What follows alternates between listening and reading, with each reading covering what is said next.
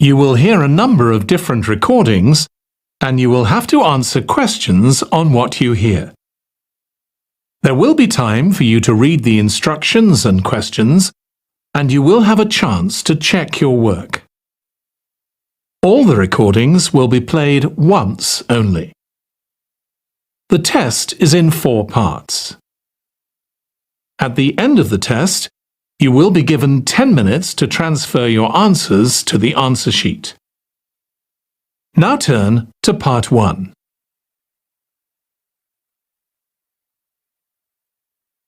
Part 1. Now we shall begin.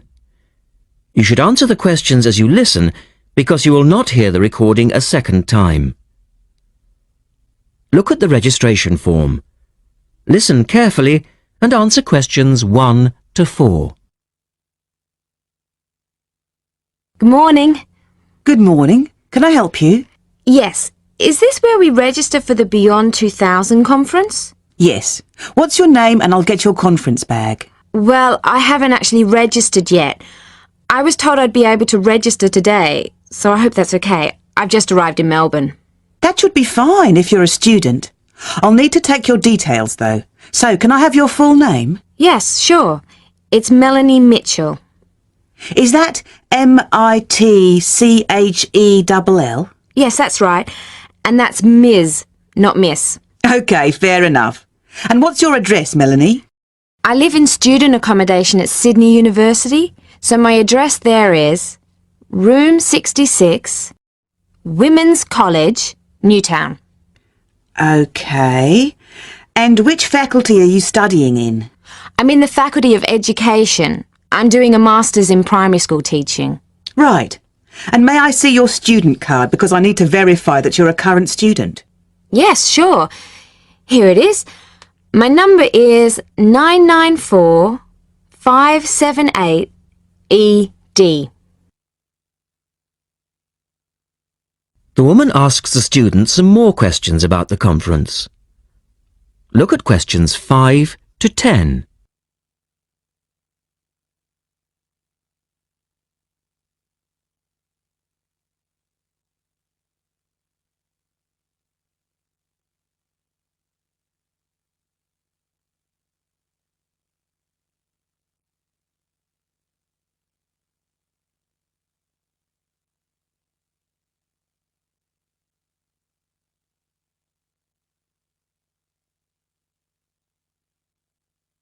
Now listen to their conversation and answer questions 5 to 10.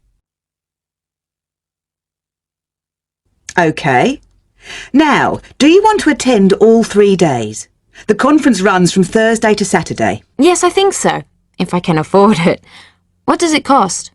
Well, you're eligible for a student discount, which makes it $15 for a day registration or $40 for the 3 days, though it is possible to register for half a day only. I'll register for all 3 days, please. Good. Now, will you be requiring accommodation while you're here in Melbourne? Yes, I suppose I will. What's available? Well, we have several levels of accommodation. You can share a room with another student for $25 a night. Or you can have your own room but share the bathroom. I believe it's just down the corridor. That's $45. Right. Or you can have a single room with your own bathroom. I don't mind sharing a room. On second thoughts, yes, I do. I'll have my own room, but I'll share the bathroom. Right. Now, the conference fee does not include meals, though you do get tea and coffee in the breaks. Shall I put you down for lunch? That's an extra $10 a day. And there's the conference dinner on Friday night, which is $25. Oh, and what about breakfast? Hang on a minute. It's all starting to sound rather expensive. I'll have the lunch, but not the dinner or breakfast, if that's okay. Perfectly okay. Now, a couple of other things. There are a number of special interest groups organised. They're known as SIGs, and you're asked to nominate your preference. They'll take place on the Friday afternoon and Saturday morning, but they're filling up quickly, which is why you need to nominate now. Right. What are the SIGs?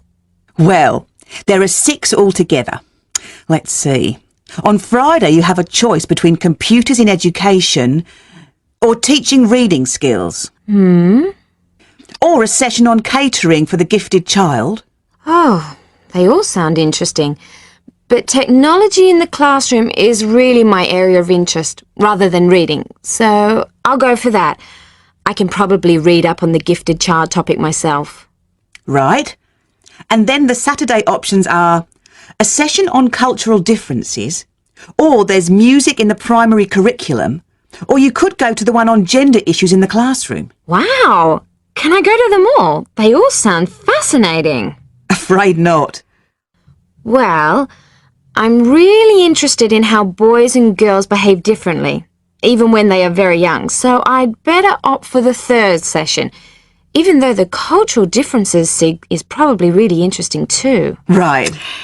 And the music option would be interesting. And how would you like to pay?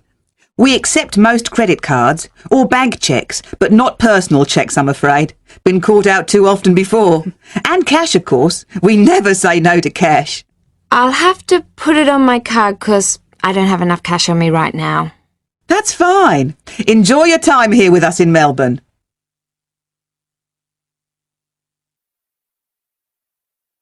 That is the end of part 1. You now have 1 minute to check your answers to part 1.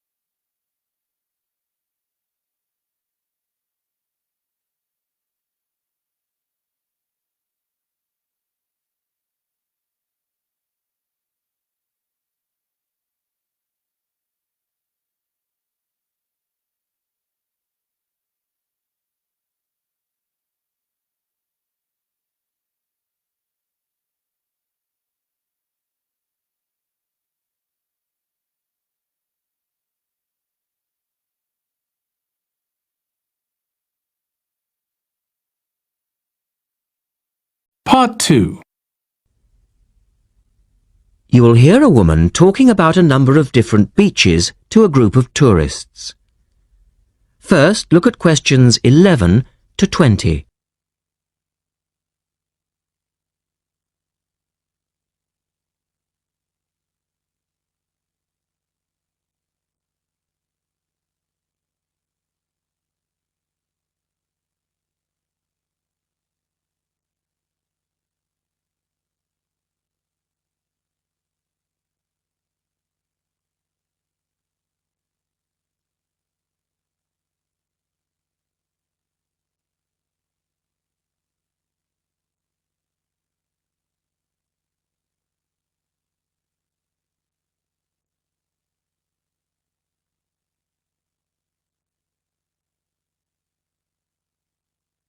As you listen, answer questions 11 to 20. Right, let's move on to the beaches here, which are absolutely beautiful. You do have over 100 to choose from. They're mostly sandy beaches and they vary from the largest, which is 2.5 kilometres long, to tiny sandy coves. But there are a few that I'd really recommend you to visit. So, looking at this pamphlet, first of all, there's Bandela Beach. This beach is 1 kilometre away from the old fishing village of Bandela, which is a beautiful spot. If you park in the car park behind it, there's a small path which leads down to the bay. It's very pretty because the whole beach is backed by pine trees, so it's very sheltered. The beach itself is very clean and the water is shallow and safe. That, together with the soft sand, make it an ideal beach for children and non-swimmers. A little further round the coast, again to the east, in the eastern corner of the island, is the spectacular Dapolata Beach, which is basically a long inlet. The land around this beach is marshland. It's all marsh, and there's a stream which winds through it, and the stream goes into the sea. And the beach has lovely pale gold sand. Access to this beach is quite tricky, and not for the less energetic. You have to go down a long flight of steps, 190 to be exact. But you'll be relieved to know that there's also a road which winds down to a car parking area. When you're level with the sea, there is a handful of shops and bars, and you can hire some beds and umbrellas. Continuing round the island, just past the tip of Calne, is the next beach I'd suggest you visit, and this is Sanget. Why? Because there isn't a beach longer than this on the island. If you want to know, it's exactly 2.5 kilometres long, and that's a bonus because it means it never gets overcrowded. It has golden sand and clear blue water shelving into the sea. There are several beach restaurants to choose from, and water sports are available when the water is calm. But check first. This beach operates a flag system, as the sea can get rough, and you should always swim between the flags.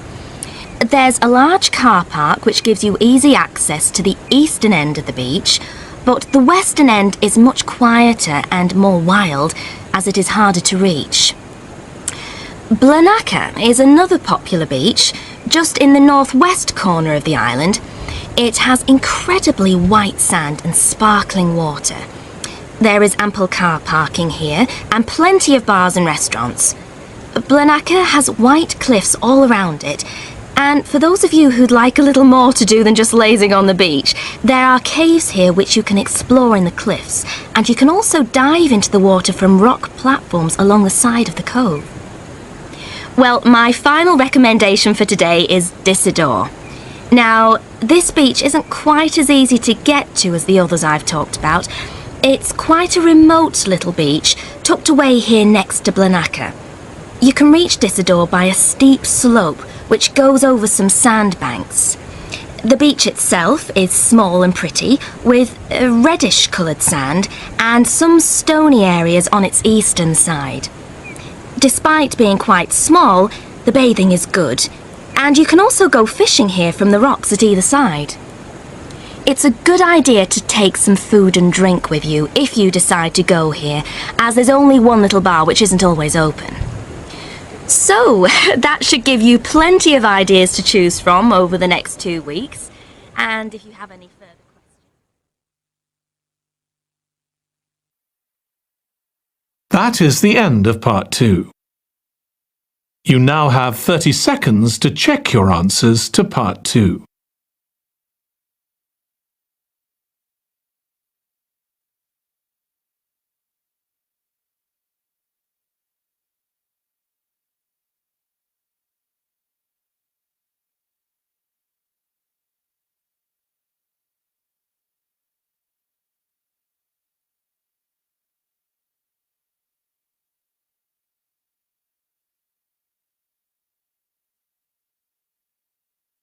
Part 3. In this section, you will hear a discussion between a male interviewer and a woman who is the manager of a major bookstore. First, look at questions 21 to 24.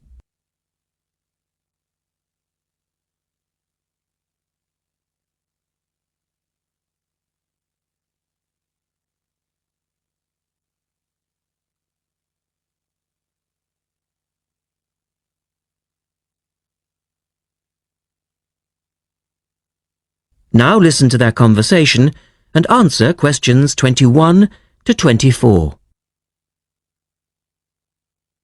The start of a new academic year is a challenge for booksellers. Lee Rogers talks to one major bookstore manager. Jenny Farrow, you're the manager of Dalton Books, and you sell an awful lot of books to students, don't you? Yes, we do. How do you manage to make sure that you're going to have the books students need when all the new courses begin? Basically, we make preparations long before they arrive. Like all other major book retailers, we have a database of information. And using that, we contact course conveners in May and ask them to send us their book lists. How many books are we talking about? For one course? Yes, as an example. An average course requires about 30 books. We ask lecturers to indicate whether a book is what we call essential reading.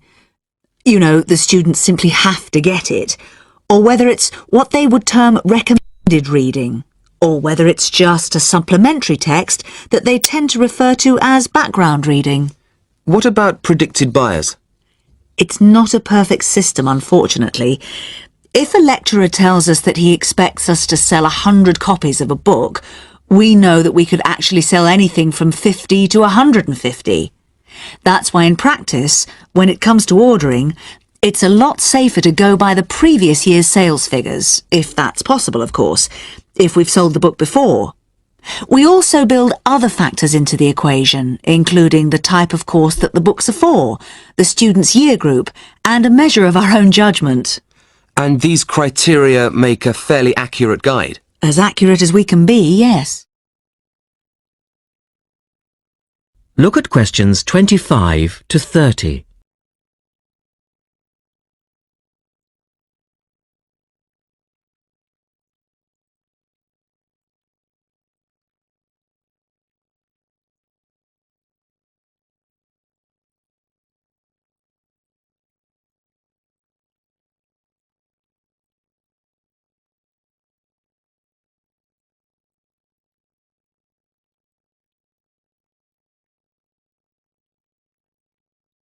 Listen carefully and answer questions 25 to 30.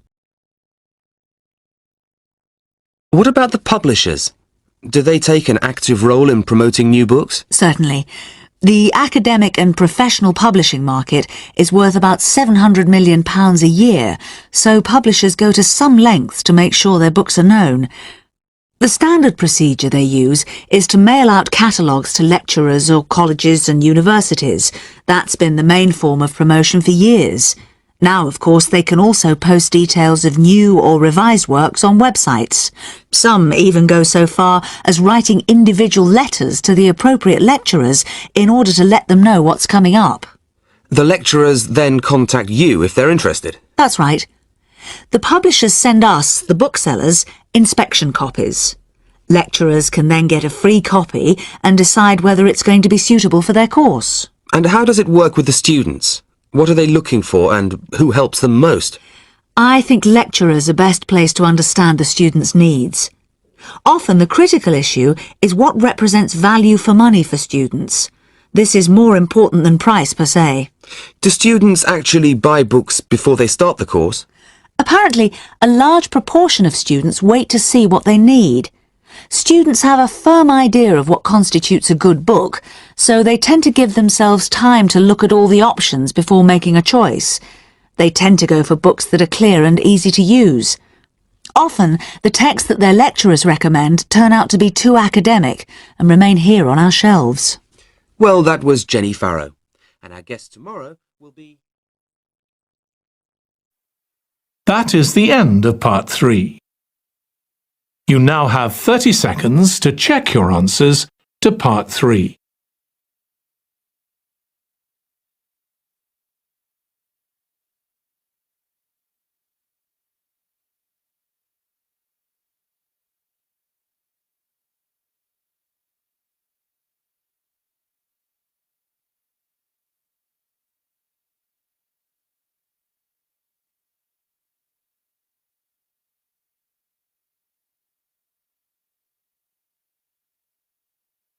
Part 4.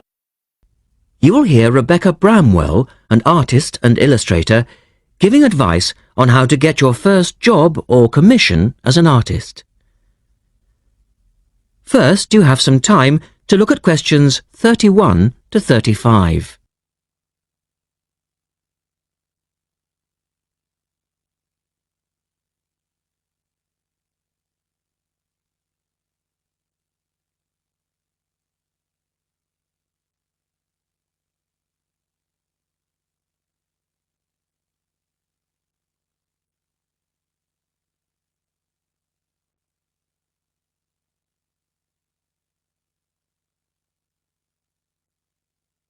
Now listen carefully and answer questions 31 to 35.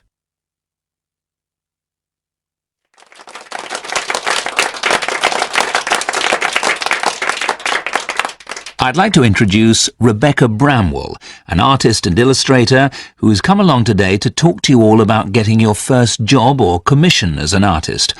Over to you, Rebecca. Thank you for inviting me. I remember when I graduated back in 1983, I was very excited about getting my first commission. My degree was in fine art, and I'd worked long and hard to get it. I was an enthusiastic student, and I never found it difficult to find the incentive to paint. I think as a student you're pushed along by fellow students and tutors, and the driving force is there. However, when you leave college, you find yourself saying things like, "I'll have one more cup of coffee and then I'll sit down to work."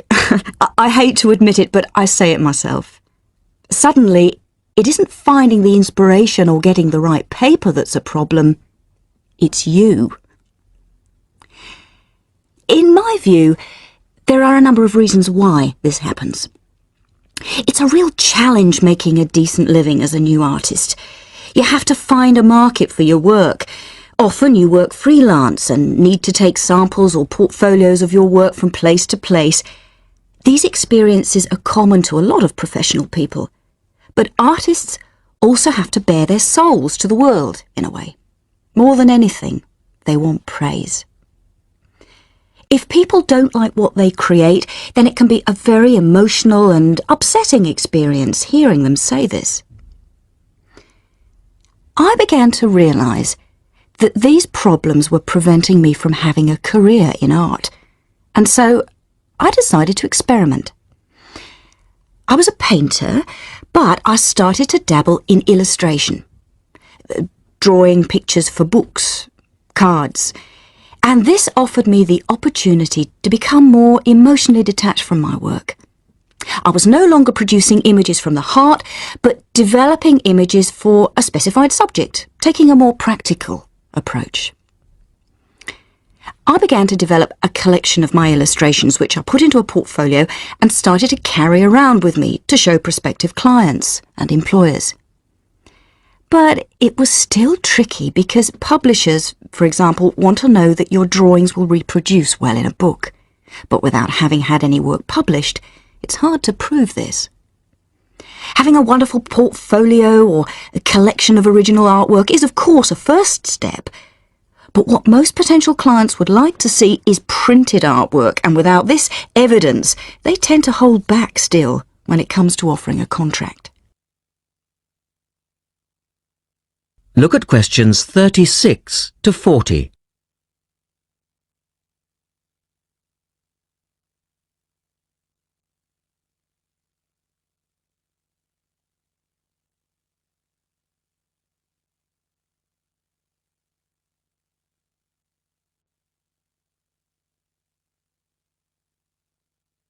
Now answer questions 36 to 40. Well, I overcame this problem in two ways. And I suppose this is my advice to you on preparing your portfolio of your best work. The first way was by submitting my work for a competition. And the one I chose was for a horoscope design and was sponsored by a top women's magazine. There are a few of these competitions each year, and they offer new illustrators an opportunity to showcase their work. The other approach I took was to design and print some mock-up pages of a book. In other words, I placed some of my illustrations next to some text in order to demonstrate how my work would look when it was printed. Perhaps I was lucky in that I had taken a degree that provided me with all-round creative skills so that I could vary my style and wasn't limited to a certain technique. Now, I think that is important. The art world and many other creative fields do try to pigeonhole people into snug boxes with an accompanying label. Now, I think you should try to resist this if you feel it happening to you. If you don't, you'll find it difficult to have new work accepted if you try to develop your style at a later stage in your career.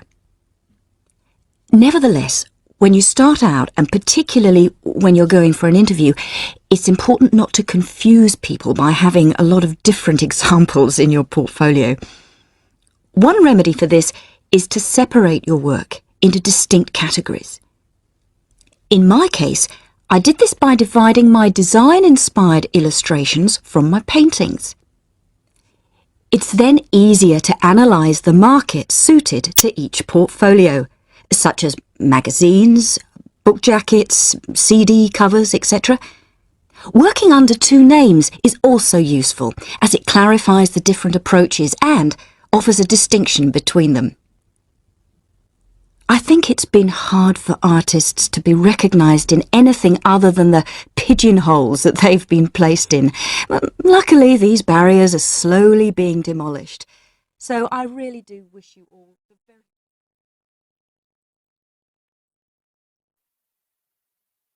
That is the end of part 4. You now have 1 minute to check your answers to part 4.